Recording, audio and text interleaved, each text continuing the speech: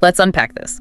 Today, we're taking a deep dive into some genuinely unsettling personal accounts. The kind that really tap into that, primal unease a lot of people feel around one specific figure, the clown. Yeah. Our source material for this is a collection of 3 distinct stories. They're presented as true personal experiences by the individuals who, lived them.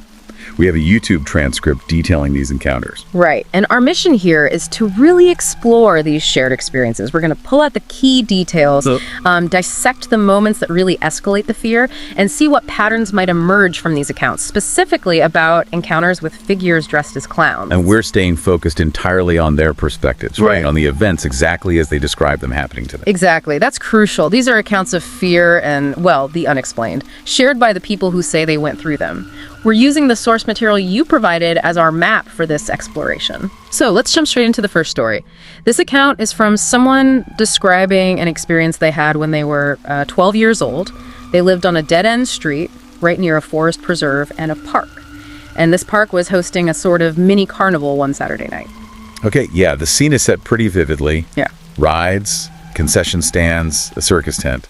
And importantly, it was late and not very crowded. That already adds a layer of isolation, doesn't it? Even in a public space. Right. So the first encounter happens when they peek into the circus tent. They see 3 clowns performing.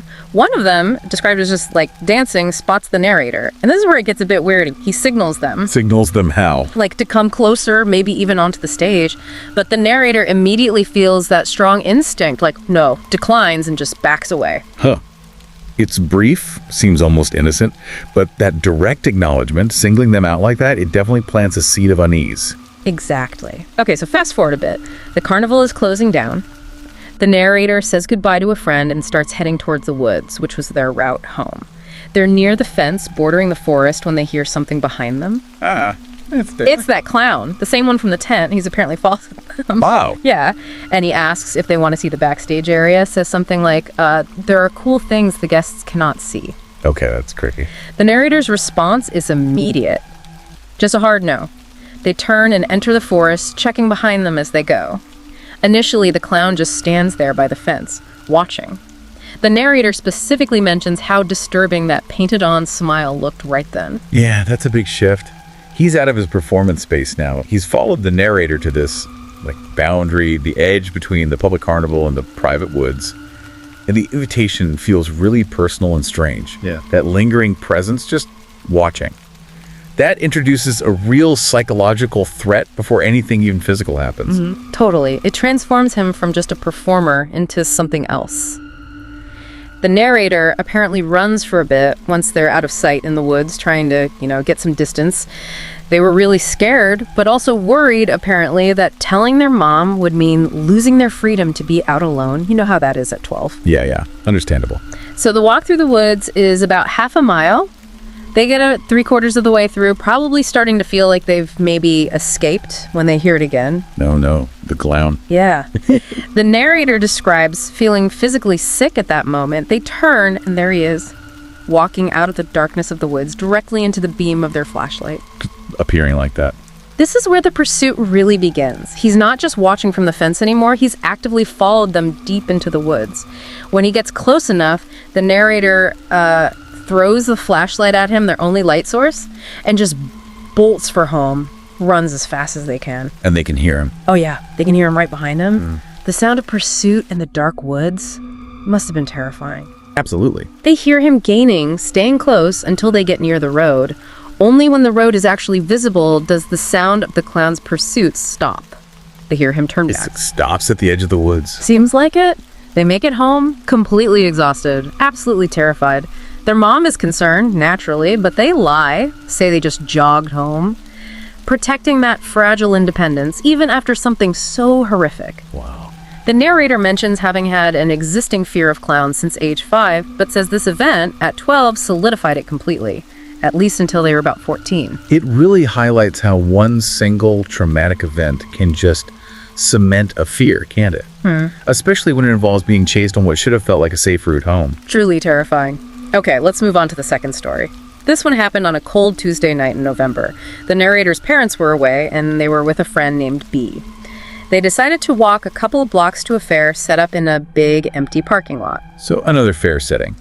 But this sounds maybe less structured, more temporary, maybe more exposed in that big empty lot. Could be. They spend some time there, play some games, and then they encounter a clown. This one is described differently, though he doesn't speak. Just smiles, kind of bops around, makes silly hand motions. Very much like a mime. Right. And he keeps inching closer to them. Another weird interaction then, starting with that strange sort of nonverbal focus on the narrator and their friend. Yeah. They apparently react with laughter, maybe a bit uncomfortably.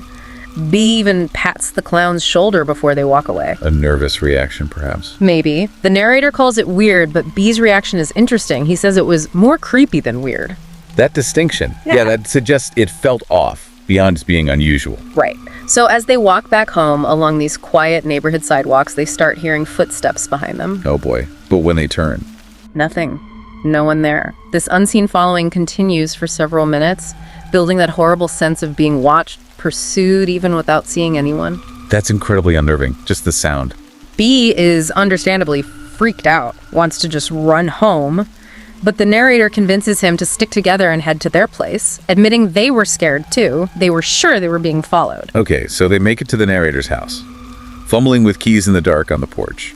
And this is where the unseen threat becomes very, very visible again. It's such a tense moment, trying to get inside to safety. What happens? B nudges the narrator, tells them to turn around, and there he is. A clown. A clown. Maybe the same one, they weren't sure. Duh. Hiding in the next door neighbor's bushes, just staring at them. Hiding in the bushes. Wow. And when he realizes they've spotted him, he emerges from the bushes and starts walking towards them. Oh, the panic must have set in right then. Fumbling with keys, trying to get the door open while this figure is just advancing. Total panic mode. They finally get the door open, scramble inside, slam it shut.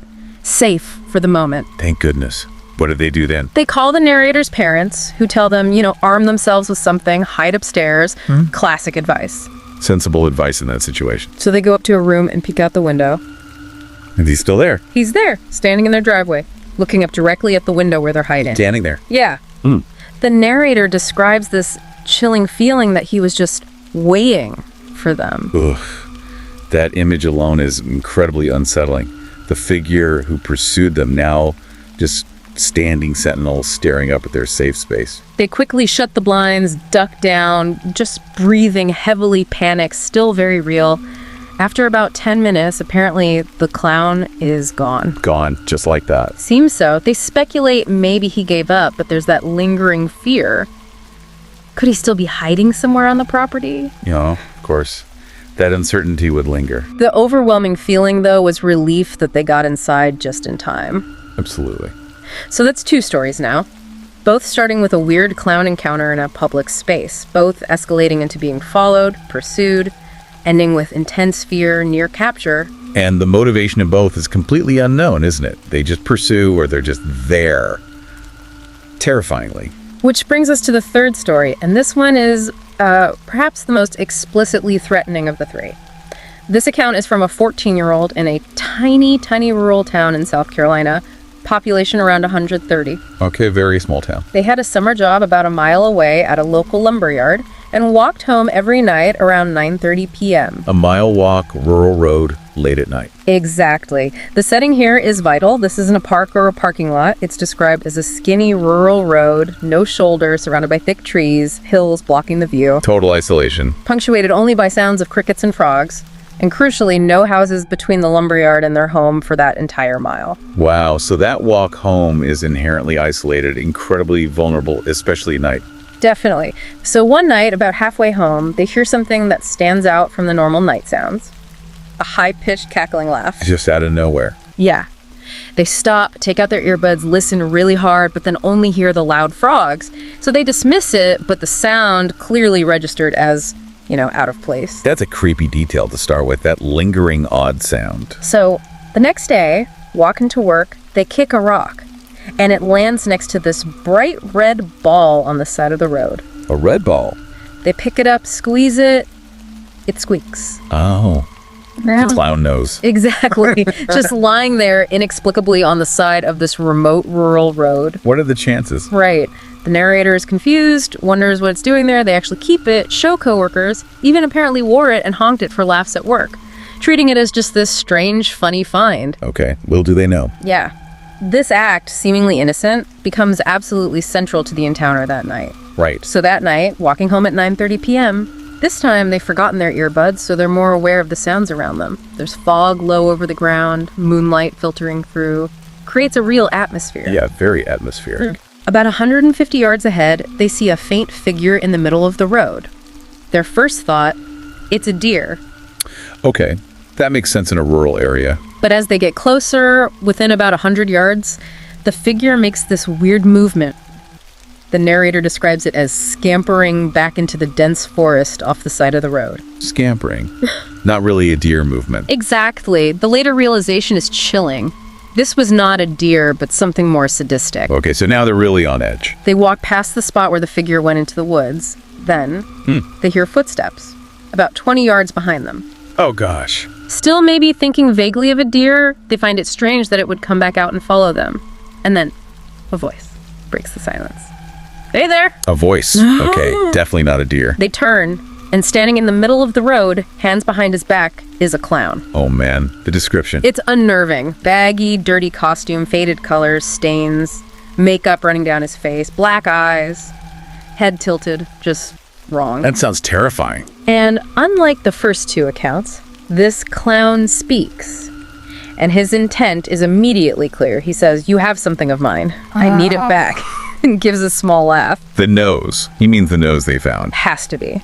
This immediately connects the clown's presence to that nose they found earlier. He's not just some random figure. He's here with a specific, really bizarre purpose tied directly to the narrator. That makes it even creepier somehow. Specificity. The narrator, terrified, starts backing away slowly, says something like, I don't have anything of yours. They're still a quarter mile from home. The situation just escalates instantly from odd to absolutely terrifying. I can only imagine. And what does the clown do? The threat becomes explicit and immediate. The clown follows up his demand by saying, well then, if you don't have my nose, I'm going to need yours. And he pulls something out from behind his back. What was it? It looked like a machete. A machete. Yeah. That's the moment of just absolute terror. Yeah. The narrator turns and runs full speed down the middle of that dark road. I would too. They describe hearing not only bare feet running behind them, gaining on them, but the chilling sound of metal. What they assumed were two machetes, dragging on the asphalt as the clown pursued them. Two machetes. Dragging. That sound alone. Unbelievable. Despite being in good shape, they can hear the clown gaining. He's close behind. And the sound of him letting out these little giggles, not friendly laughs, but something that just fuels the narrator's adrenaline and terror. Giggling while chasing someone with machetes. Yeah. They're monstrous. They're almost caught. They're cresting a hill. He's right there when rescue appears. A truck crests the same hill from the other direction, headlights just flooding the scene. Oh, thank God. Timing. The narrator waves frantically. The truck stops. And the clown. In that brief moment, the narrator quickly looks behind them.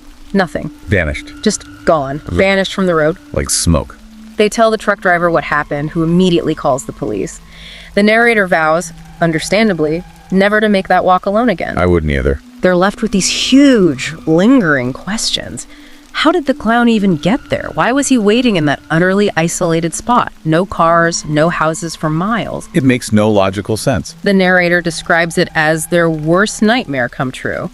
And interestingly, they also mention hearing about recent news reports back then of clowns trying to lure children into forests. Ah, so connecting it to maybe a wider phenomenon. Yeah, noting their own experience felt like almost a precursor to this pattern they were hearing about. They even speculate about, like, cults or groups of scary clowns whose whole goal is just to terrify people. That's a frightening thought that it could be organized. It's clear this encounter left a profound, lasting mark. They know they'll never walk in the dark or see clowns the same way again. How could you after that? So, looking across these three accounts now, the carnival tent leading to the woods, the fair leading to the suburban driveway, the rural road leading to the machete chase, some pretty powerful common threads emerge, don't they? Yes, they really do.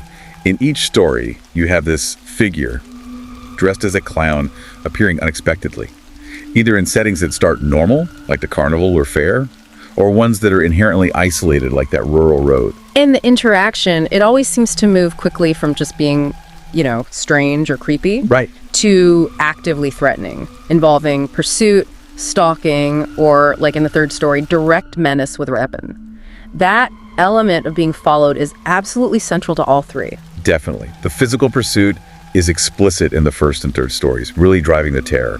And in all three, the locations become critically isolated at the key moments at the dark woods, fumbling on the porch in the dark, that lonely rural road at night.